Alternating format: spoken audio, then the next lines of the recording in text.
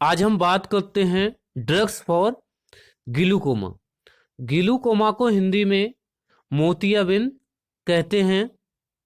सबसे पहले हम इंट्रोडक्शन की बात कर लेते हैं। ग्लूकोमा एक डिजीज है जिसमें आंखों की रोशनी कम हो जाती है या फिर आंखों की रोशनी चली जाती है। कुछ पेशेंटों में ये देखा गया है, आंखों की रोशनी चली जाती है, अंधापन हो जाता है कह सकते हैं। तो याद रखना है, ग्लूकोमा एक डिजीज है जिसमें आंखों की रोशनी कम हो जाती है और कुछ केसेस में आंखों की रोशनी चली जाती है, मतलब कि अंधापन हो जाता है। तो आखिर ये क्यों होता है, अब हम इसकी बात करते हैं। दो रीजन है। Number 1, intra ocular pressure increase हो जाता है। जो आंखों का प्रेशर होता है वो इंक्रीज हो जाता है अपने नॉर्मल लेवल से। तो याद रखना है, इंट्रा ऑकुलर प्रेशर इंक्रीज। और number 2, aqueous humour secretion increase. Aqueous humour secretion increase हो जाता है जिसकी वजह से ऑप्टिक नर्व डैमेज हो जाती हैं। तो याद रखना, एक इंट्राओकुलर प्रेशर हो गया, एक एक्वस ह्यूमर सिक्रेशन हो गया। इन दोनों की वजह से ऑप्टिक नर्व डैमेज हो जाती हैं और जो विजुअल कैपेसिटी है वो कम हो जाती है। और कुछ केसेस में ये देखा गया है, जो पेशेंट होते हैं उनकी आंखों की रोशनी चली जाती है, अंधापन हो जाता है। तो जो ये रोशनी चली जाती है या कम हो जाती है, उसे वापस नहीं लेके आया जा सकता है किसी भी ड्रग की हेल्प से। तो याद रखना, ये जो रोशनी चली जाती है वापस नहीं आ सकती ड्रग से। अब हम बात करते हैं इसके सिम्टम की। जो नंबर 1 सिम्टम है, आंखें लाल हो जाती हैं। उसके बाद कैटरैक्ट। कैटरैक्ट मतलब कि ये जो आंख होती है उसमें एक सफेद कलर का टुकड़ा बन जाता है, उसे कैटरैक्ट कहते हैं। जो कैटरैक्ट होता है, सफेद टुकड़ा होता है। ये जो बीच वाला डायग्राम है इसमें ये दिखाया जा रहा है, सफेद टुकड़ा होता है जो आंख में बन जाता है। कह सकते हैं आंख में एक सफेद टुकड़ा बन जाता है। तो याद रखना कैटरैक्ट को। और आंखें लाल हो जाएंगी, दर्द होगा, लैक्रिमेशन आंसू टपकेंगे, और morning headache, nausea and vomiting.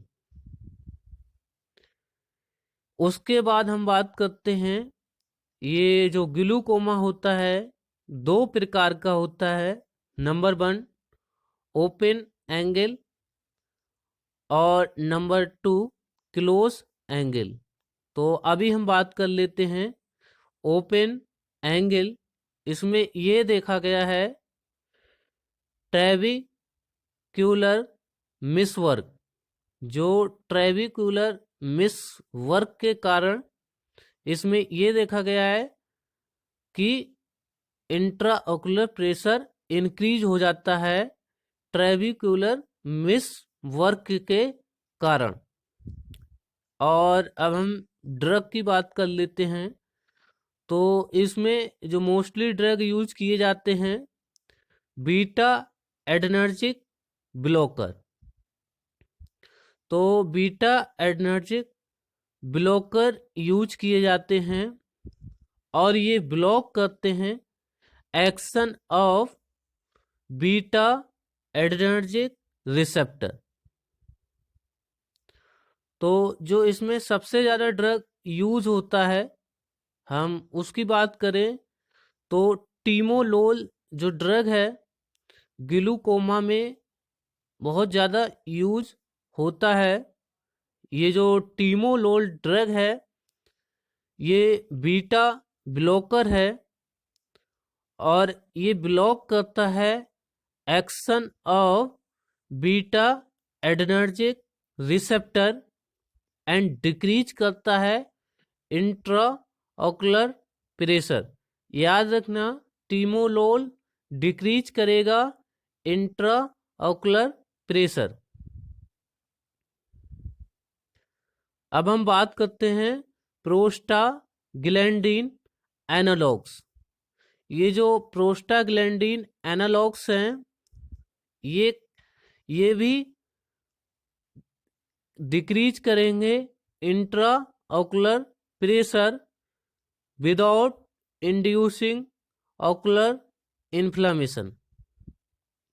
अब हम बात करते हैं कार्बोनिक एनहाइड्रेस इनहिबिटर, जिसमें कार्बोनिक एनहाइड्रेस इनहिबिटर में एसीटाजोलामाइड यूज होता है और ये रिड्यूस करता है एक्वस ह्यूमर फॉर्मेशन।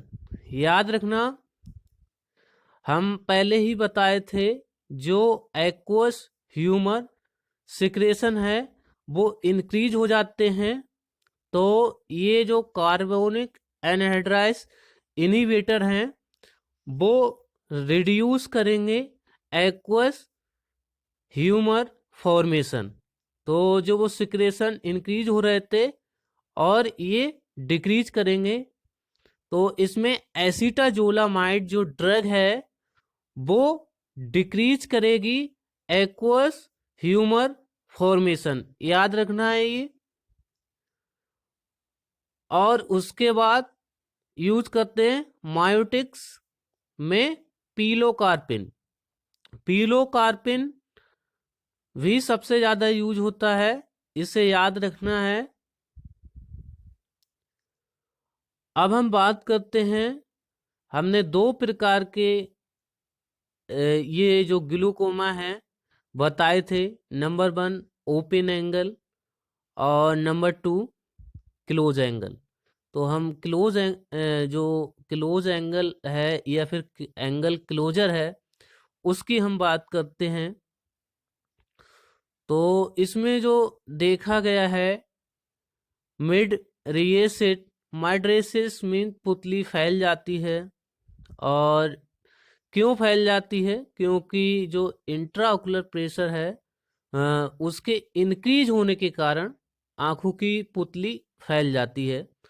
तो पीछे हमने जो पीलोकार्पिन की बात की थी, वो जो इसमें ये देखा गया है पुतली आंखों की जो होती है वो फैल जाती है। तो पीलोकार्पिन उसे मतलब कि उसे का जो साइज इंक्रीज हो जाता है उसे डिक्रीज करती है। तो यहाँ पर जो एंगल क्लोजर या फिर क्लोज एंगल की बात करें जो ग्लाइकोमा, तो इसमें ये देखा गया है जो पुतली होती है वो फैल जाती है और जिसकी वजह से आंखों का जो प्रेशर होता है वो इंक्रीज हो जाता है। और इसमें जो इंट्राओकुलर प्रेशर होता है वो बहुत ज़्यादा एबनॉर्मल होता है। जो इसमें दिया गया है 40 to 60 mmHg। तो ये याद रखना है। और ये एक इमरजेंसी कंडीशन होती है, बहुत जल्दी ही इसकी या तो सर्जरी करने की या फिर और मतलब कि ड्रग देने की ज़रूरत पड़ती है। तो इसमें जो टिमोलोल ड्रग साथ में यूज की ही जाएगी। तो एक एक ये इमरजेंसी कंडीशन होती है। तो और इसमें सबसे बड़ा रिस्क ये रहता है कि जो आंखों की विजुअल कैपेसिटी होती है वो चली जाती है हमेशा के लिए। मतलब कि अंधापन हो जाता है। ये जो एंगल क्लोजर ग्लूकोमा है, इसमें अंधापन हो जाने के चांस रहते हैं। जो पेशेंट होगा उसकी रोशनी चली जाएगी और अंधा हो जाएगा अगर उसने समय पर ट्रीटमेंट नहीं लिया तो। इसमें समय पर ट्रीटमेंट लेने की बहुत ज़्यादा ज़रूरत होती है। और अब हम इसके जो ड्रग की बात करें, हाइपरटोनिक मैनिटोल यूज किया जाता है। और एसिटाजोलामाइड पहले ही मैं बता दिया था कि जो एक्वस ह्यूमर का जो सिक्रेशन है उसे ये क्या करेगा, कम करेगा, डिक्रीज करेगा। और उसके बाद मायोटिक में पीलोकार्पिन मैं बताया था, पहले उसमें डिस्कशन किए थे इसका। जो पीलोकार्पिन है वो सबसे ज़्यादा ड्रग यूज होता है। आज के लिए इतना ही। थैंक